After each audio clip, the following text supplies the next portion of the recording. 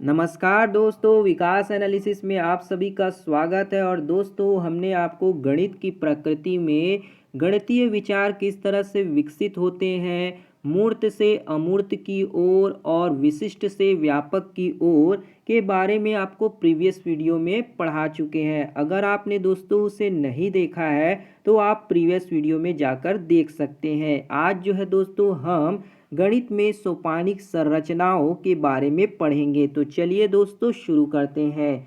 जैसे जैसे मूर्त वस्तु और पदार्थ से प्राप्त अमूर्त विचार व्यापक होते जाते हैं, वैसे वैसे उनमें शामिल अवधारणाओं का भी विस्तार क्या होने लगता है, बढ़ने लगता है। अगर हम व्यापकता की प्रक्रिया के हर चरण को लिखते जाए, व्यापकता की प्रक्रिया के हर स्टेप चरण को हम लिखते जाए तो हमें विचारों की एक श्रृंखला मिलेगी, विचारों की एक क्या मिलेगी, सीरीज मिलती जाएगी, जिसमें हर अवधारणा उससे अगली अवधारणा में भी शामिल होगी। अर्थात हर अवधारणा उससे भी एडवांस रूप में हमको मिलती जाएगी। जैसे संख्या पद्धति, जैसे नंबर सिस्टम में पहला है मूर्त वस्तुओं को गिनने में हम प्राकृतिक संख्याओं के समुच्चय का प्रयोग करते हैं। जैसे प्राकृतिक समुच्चय जो है, प्राकृतिक संख्याओं का समुच्चय जिसे हम n से प्रदर्शित करते हैं।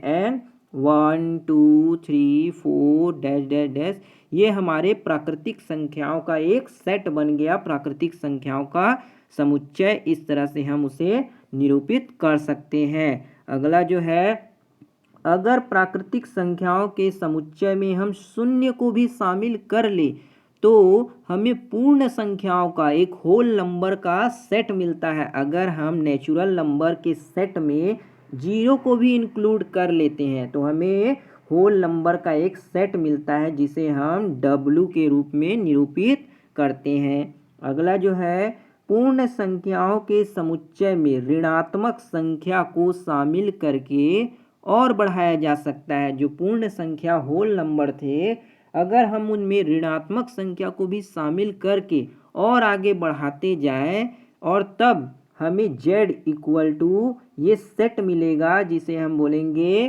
पूर्णांकों का समुच्चय। इसे हम क्या बोलेंगे, इंटीजर, सेट ऑफ इंटीजर या पूर्णांकों का समुच्चय हमको प्राप्त होगा, जिसे हम z के द्वारा, कैपिटल Z के द्वारा प्रदर्शित करेंगे।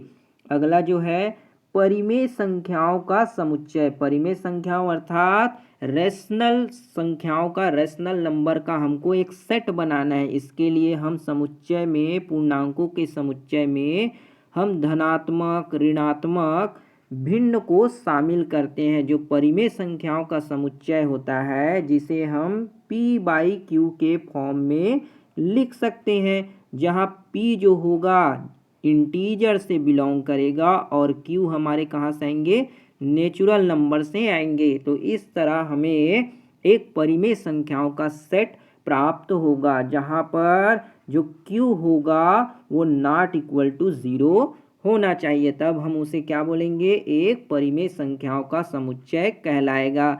जैसे कि यहाँ पर संख्या पद्धति में कुछ सोपानिक क्रम दिए गए हैं, उसे किस तरह से लिखते हैं इसे दिया गया है। जैसे कि पहले जो नेचुरल नंबर है, नेचुरल नंबर जो होगा वो होगा W के अंदर, होल नंबर के अंदर कंटेन करेगा, और जो होल नंबर है वो इंटीजर के अंदर कंटेन करेगा, और इंटीजर जो है हमारे रेशनल नंबर के अंदर कंटेन कर जाएंगे। तो ये हमें एक रिलेशन जो है यहाँ पे दिया गया है, जिसे एक स्क्वायर बॉक्स के फॉर्म में दर्शाया गया है। इसी को बोला गया है संख्या पद्धति में सोपान क्रम। अगला जो है, गणित की 3 सोपान क्रमिक श्रृंखलाएं लिखिए। उसी तरह जैसे कि यहाँ पर दिया गया है नेचुरल नंबर का, होल नंबर का और इंटीजर का और सेट ऑफ रेशनल नंबर का जो सोपानी क्रम दिया गया है, उसे भी आप समझ सकते हैं।